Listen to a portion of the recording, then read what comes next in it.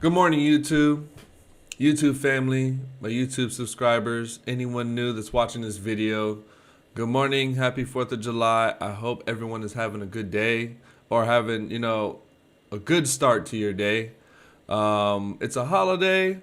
I'm ready to get my Wolverine on, so hopefully there's some good news. I'm really hoping Trump has exciting news for me today. I have a secret bag, and I think he has the same bag, and I'm hoping the news today, the surprise he called 2 weeks ago, it's about the only time I'm going to be watching anything politics-wise. So I'm definitely going to be interested in that announcement today. Getting started, it's going to be a interesting video, just a video about a topic, BNKR and bank teller. I'm gonna give a shout out to P3D Heme, Crypto Saint. Check them out, great YouTubers. Bitcoin looks like it is on a reversal, so it switched up about 2 days ago, so that's good. We had a nice candle yesterday, or is this today? Hold on. Yeah, yesterday, and then today looks a little edgy right now, but it should sit well today, as long as we stay above 10. As long as we beat that 10K out, if we can hold this range until Friday, I think we're good to go. Today's gonna be a good indicator of what's gonna happen, because if this news hits for me, anyways, I'm gonna wait. So, interesting topic today. I just I need another opinion. I don't know if many of you are in our decentralized minds, but I need another opinion, because I like to work off of logic, right?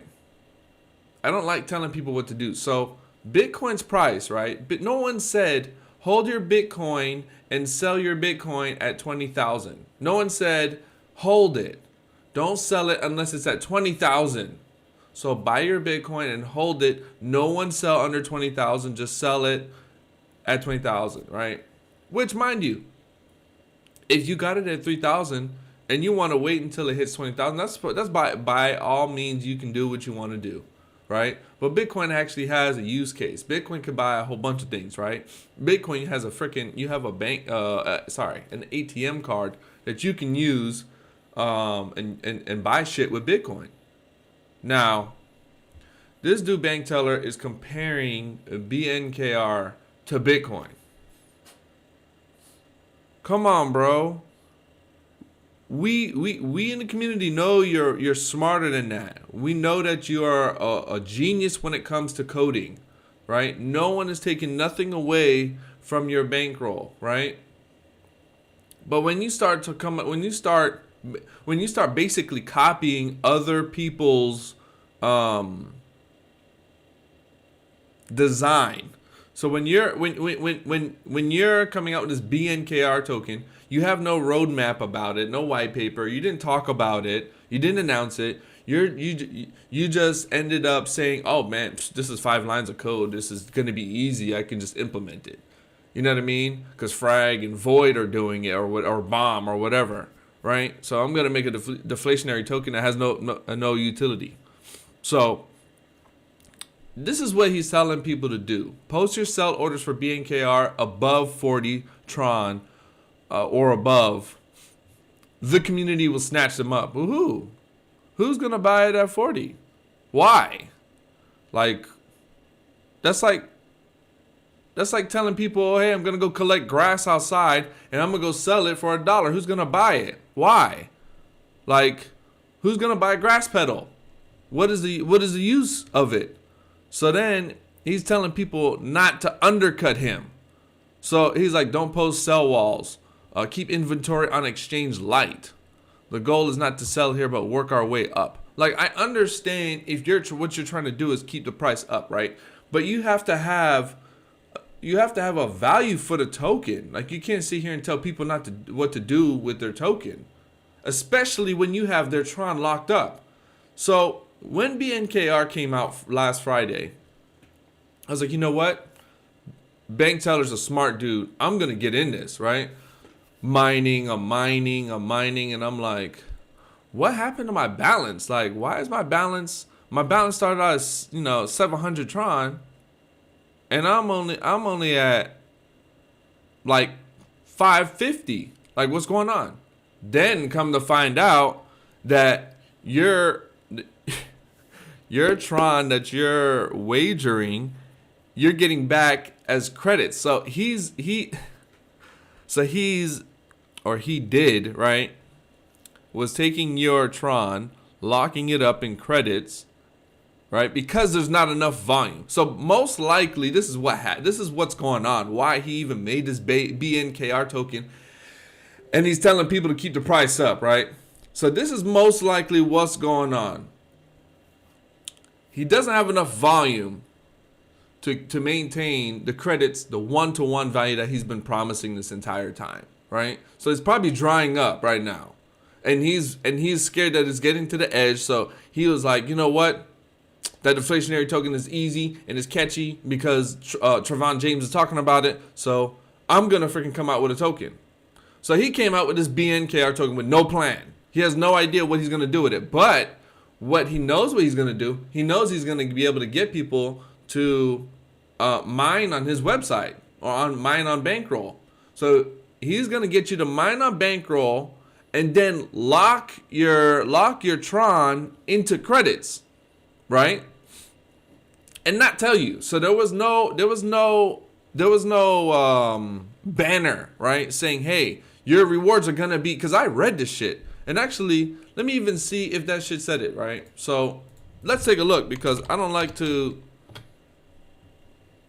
be that type of dude. Let me see here if it says it here. Because if it says it here, I'm gonna restart this video. BankRoll's not okay. Okay. Payout, okay. 0.1 for 1 wagers and profit. BankRoll credit bonuses. So where does it say? Where did it say, right? And mind you, he might have changed it because this was a big issue, right? But I didn't see nothing that said, hey, when you go to play the Bank Luck, right? Am I getting that right? If you go to play Bank Luck, that your wins, even your wins are gonna be rewarded as credits. So now you have your credits, right? But you don't have your Tron. So now what are you gonna do with your credits if you're not getting Tron? So if you want Tron, but you have your credits, you're gonna sell. So now if you sell, now you're getting taxed 10% on what you just won. So why? Because you're not getting enough volume, period. So there's not enough volume beforehand. So he invented this BNKR token because he's following the hype from the other projects, Void, Frag, and all this stuff, and he's trying to make it better. But he had no original game plan with it.